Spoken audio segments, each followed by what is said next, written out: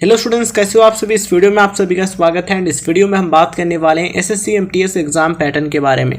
साथियों, 2 साल पहले हमने एक वीडियो बनाया था, उसमें आपको बताया था कि एसएससी एमटीएस में कितने पेपर या फिर एग्जाम आपको देने होते हैं। लेकिन अब जो नया नोटिफिकेशन आया है एसएससी एमटीएस एंड हवलदार का, इसमें एग्ज़ाम पैटर्न चेंज हो गया है। इसलिए आपको अपडेटेड एग्ज़ाम पैटर्न जानना ज़रूरी है। मतलब कि अब आपको कितने और किस टाइप के पेपर देने होंगे और कितने क्वेश्चन एग्ज़ाम में होंगे, कितनी भाषाओं में आप पेपर दे सकते हैं एंड कितने क्वालिफाइंग मार्क्स होंगे। मतलब कि एग्ज़ाम क्वालिफाई करने के लिए कितने % मार्क्स होने ज़रूरी, हाइट कितनी होनी चाहिए, चेस्ट कितना होना चाहिए। मतलब कि कंप्लीट इन्फॉर्मेशन आपको मिलेगी एग्ज़ाम पैटर्न, हाइट, चेस्ट के बारे में। बस आप वीडियो को एंड तक देखते रहिए, ठीक है। तो अपडेटेड जानकारी बहुत इंपॉर्टेंट है, इसलिए लास्ट तक बने रहिए, कोई भी कन्फ्यूज़न नहीं रहेगा। आइए सबसे पहले बात करते हैं अपडेटेड सिलेक्शन प्रोसेस की। तो एसएससी एमटीएस एंड हवलदार का जो सिलेक्शन प्रोसेस है कुछ इस तरीके से है। सबसे पहले अब आपको कंप्यूटर आधारित परीक्षा देनी होगी, मतलब कि कंप्यूटर बेस्ड एग्जामिनेशन आपको देना होगा, ठीक है। तो सीबी आपको देना होगा।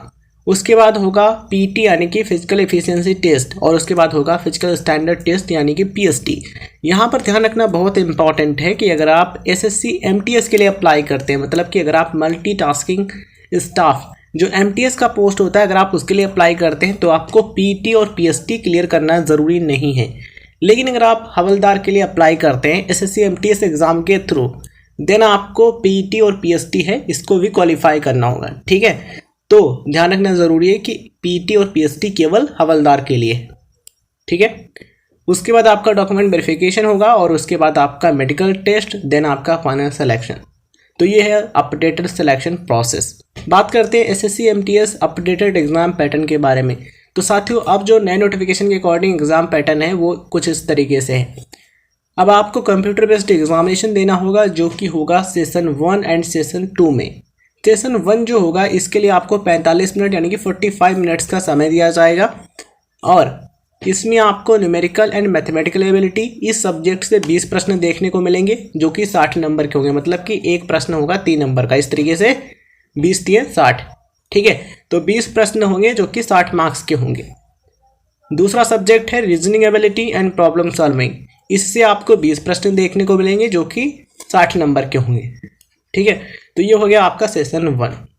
बात करते हैं सेशन 2 की। तो सेशन 2 जो होगा इसको हल करने के लिए आपको 45 मिनट का समय मिलेगा, मतलब कि 45 उसमें और 45 इसमें भी मिलेंगे।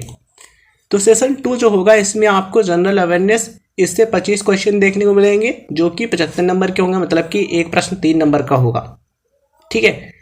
इंग्लिश लैंग्वेज एंड कॉम्प्रहेंशन से आपको 25 प्रश्न देखने को मिलेंगे जो कि 75 नंबर के होंगे, ठीक है। तो इस तरीके से आपको क्वेश्चन और उनके मार्क्स देखने को मिलेंगे अब, ठीक है। तो अब जो कंप्यूटर बेस्ड एग्जामिनेशन है वो सेशन 1 एंड सेशन 2 में डिवाइड हो गया है। ये चीज़ आप ध्यान रखिएगा। अब आपको किसी भी प्रकार का डिस्क्रिप्टिव पेपर देने की ज़रूरत नहीं है। मतलब कि पहले जो डिस्क्रिप्टिव पेपर होता था, लिखना होता था, वो अब आपको लिखना नहीं होगा।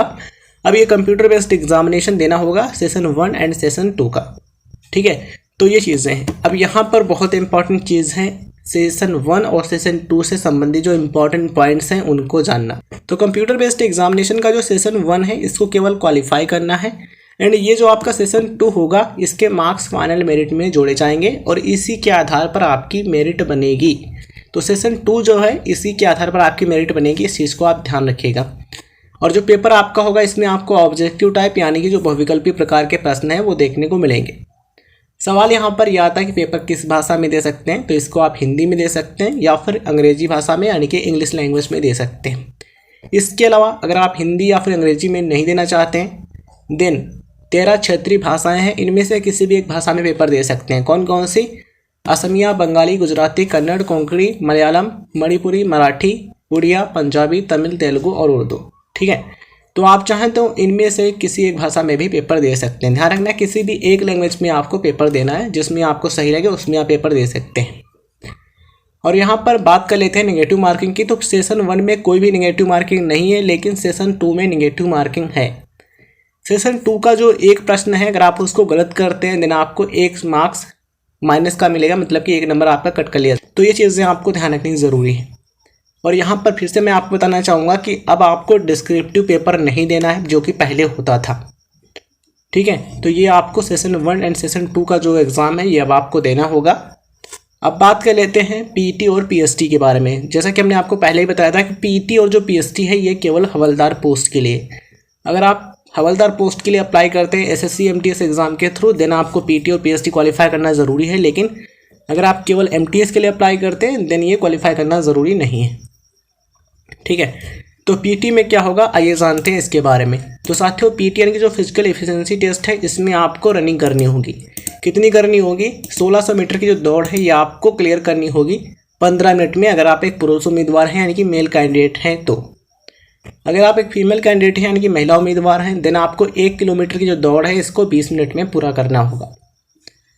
अब बात कर लेते हैं हाइट और चेस्ट के बारे में। तो अगर आप पुरुष उम्मीदवार हैं तो आपकी हाइट कम से कम 157.5 सेंटीमीटर होनी चाहिए, और चेस्ट जो है ये आपका कम से कम 81 सेंटीमीटर होना चाहिए, और कम से कम 5 सेंटीमीटर का जो एक्सपेंशन है वो होना ज़रूरी है।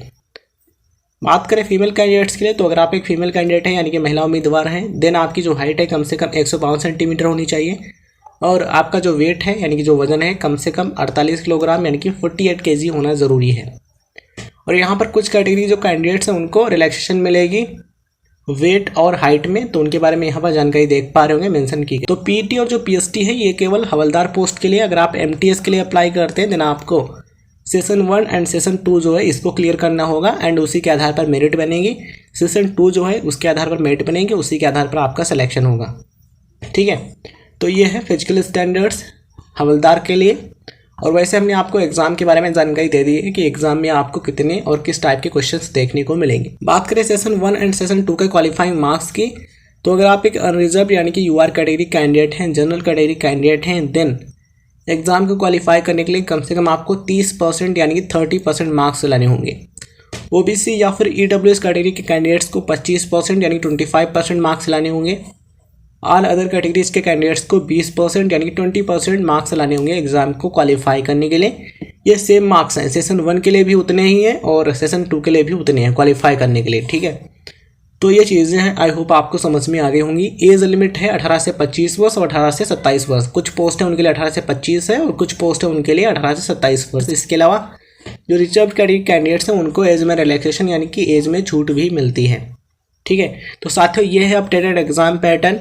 आई होप आपको समझ में आ गया होगा। फिर भी कोई कन्फ्यूजन है तो कमेंट सेक्शन में मेंशन कर सकते। तो उम्मीद करते हैं ये वीडियो जानकारी आपको पसंद आई होगी, कोई भी कन्फ्यूजन आपको नहीं रहा होगा। ये वीडियो जानकारी आपको पसंद आई हो तो इस वीडियो को लाइक करें, उन दोस्तों के साथ ज़रूर शेयर कीजिए जो कि जानकारी प्राप्त करने में रुचि रखते हैं, और चैनल को सब्सक्राइब करके ऑल पर जरूर क्लिक कीजिएगा जिससे आपको वीडियोज़ का नोटिफिकेशन मिलता रहे।